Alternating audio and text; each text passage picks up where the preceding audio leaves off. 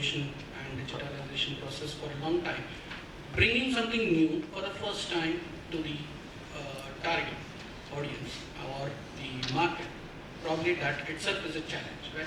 So now you being so much accustomed to all these new innovations, how actually you did it for the first project which you made, or any specific project which you feel that yes, it has really helped the industry shaping the future, in future? Right. So, this is working, right? Yeah.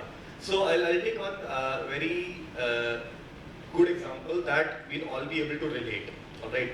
So last year, in around June, what happened? We had a massive train crash, and a lot of people died. Right. And then there was another attempted attack on a railway line, which was subsequently foiled. But having said that, railways, the derailment and the obstruction detection, clearance, all of those became an issue. So at that time, what we decided to do was we decided to tackle this problem within the company. So we were any which ways a B2G innovation company. So we had that benefit of getting the data, getting the access, and getting into the rooms which were, which were going to push this. So what we ended up doing was we ended up creating 3 different types of systems. System number 1 was focused on anti-derailment. Now what that means is that when the wheels of your train car leave the track, it is immediately indicated to the DCMS, the train control management system, as well as the train's braking system is engaged. So that allows for a safer option compared to if the train is moving. Because understand, the momentum of the train is very high because of its weight. So it is there's a very large braking distance. We are normally used to braking in 50 meters, 70 meters. Cargo train filled with coal will take more than half a kilometer to stop. So that's a long distance from the first point of engagement to actually stopping, fully stopping, zero velocity. It will take half a kilometer. So that sort of creates an issue when you are talking about derailment, because then the train is not on the track. The second issue is of obstruction. What happens? We do not have any dedicated corridors for traveling in the trains, just like the Japanese or the Chinese. So what happens?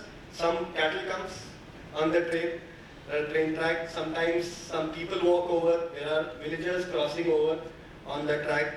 Also, sometimes what happens, especially in hilly areas, landslides are very frequent, very common. So what happens is some rocks will fall on the train track. That will enable the train to be far more likely to be derailed. So the second system was in terms of the obstruction clearance. We filed 3 patents regarding this, and as of right now we are in partnership with BEML Bangalore to manufacture this, and all of that is happening right now. But coming to the core idea of why did I go into the story? Majority of the ideas that you have, which will have a large impact, which you will actually credit with part of your success, are problem oriented. Do not go running behind trying to optimize something that doesn't need to be optimized, trying to solve a problem which doesn't exist. Focus on the key core issues that you are facing and get that insight of how everybody else is solving the problem. And if you're really looking hard enough, you will find that I have thought of a particular solution to this problem that the market also doesn't understand as of right now. That becomes your trade secret. That becomes your differentiating point.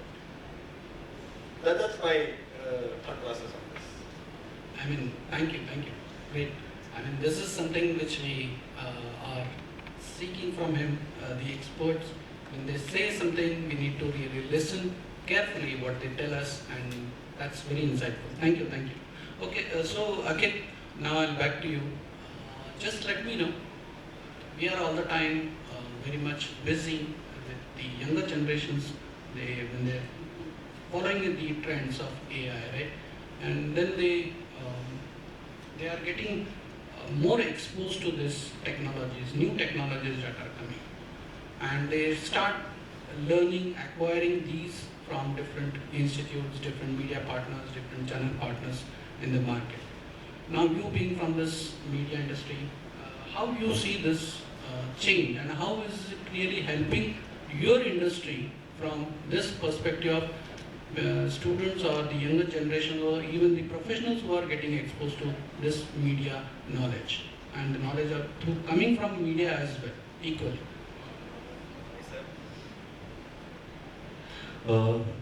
It's Mangesh actually. Uh, I'm into media since very long, and I have seen this change. Like, people have got media access, and most of the students who are into second, third, or fourth standard now, so they have the access of YouTube or the edtech platforms, and because of that, they have a huge amount of knowledge available for them. I'll give you an example. I'm into these things since a very long, and there are so many experts whom I'm helping in the social media part. So how they can grow over there, how they can use this part for their personal growth or business growth. But recently I just had an experience with my brother's little daughter. She's just like 12 years old, and she is on YouTube every time, just learning about the new things, how YouTube is going, how social media is going. She is watching the interviews, podcasts of the experts who are giving knowledges on this particular topic. So she was telling me the things which even I didn't know, even being in the industry since a very long. So I asked her, ki, how you got to know this? So she said, I'm having an access of YouTube, and I'm watching the podcast like Mr. Beast, his managers, and that's the reason that I got to know about all the things that even you don't know. So I feel the technology or the information available for the generation, that is creating a different impact in today's era, because whatever the success age was there in before 20 years or 25 years, 30 years, that has come down to 15 years, 20 years. I have a friend whose age is 21 years, and his company's valuation is around 800 crores. Even Ratan Tata sir has invested in his company. So why this is happening? Because people are getting the access of knowledge, access of everything due to the digital world is very easy for them. And because of that, opportunities are increasing. People are getting many ways to form their careers. Before 20 years or before 25 years, most of the people who can relate to this, there were very few opportunities we had.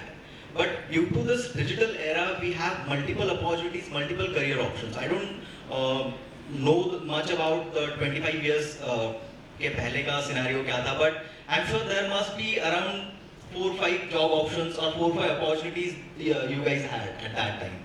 But now the people or the students are confused like what they have to do, because they have multiple options, and because of that confusion is happening right now. So I feel it is good in some way that we have exposure to multiple things. We have we have multiple career options as a students, and they are getting it from their childhood. So yeah, that's a good thing for the future growth of the country, future growth of the individual, and obviously it will help our country or our economy to grow a lot. Yeah. To Vinod now, say this gentleman represents the jewelry and industry. So from all of you, since most of the delegates come from different industry, but we as a common consumer, I would say that we come across the situation when we go to any ATM, it says no cash available at the ATM, right? It happens many times. Or whenever we want to go and find a product on the shelf in a departmental store, the product is not available. So many times we all have experienced this situation. But now from this industry, if you go to any jewelry shop, you will never come across the board ki Mal Sampana. It's not that. And every product, every one of us tries to customize that product. सबको अपना अपना तरीके का वो product चाहिए in the generation. And from that perspective, when we as an end user want every product and every service a customized one, how your industry works, ये माल supply ये port क्यों नहीं आता है कभी? Actually, is a favorite question of Nitin. He is from supply chain management, and I would say the gold is a touchy part of everyone's life, at least in India. And if you see over the period of time, the liking of the customers is changed.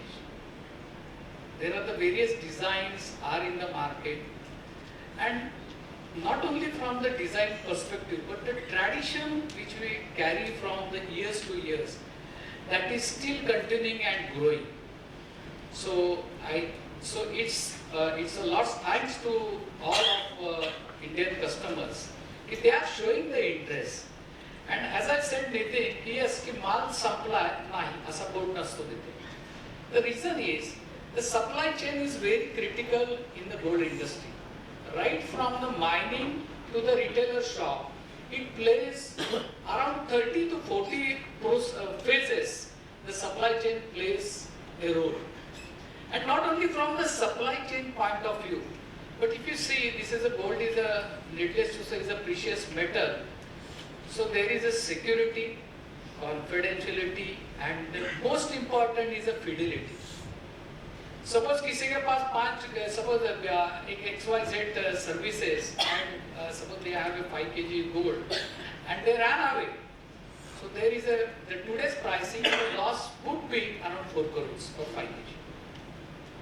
So that is most important, and the one of thing is that the customer should not be returned. So that is the key to the all jewelers industry. The customers come into the shop, he should not be returned because this design is not there. There are the various AI techniques nowadays we are using, and we can within a half an hour we can deliver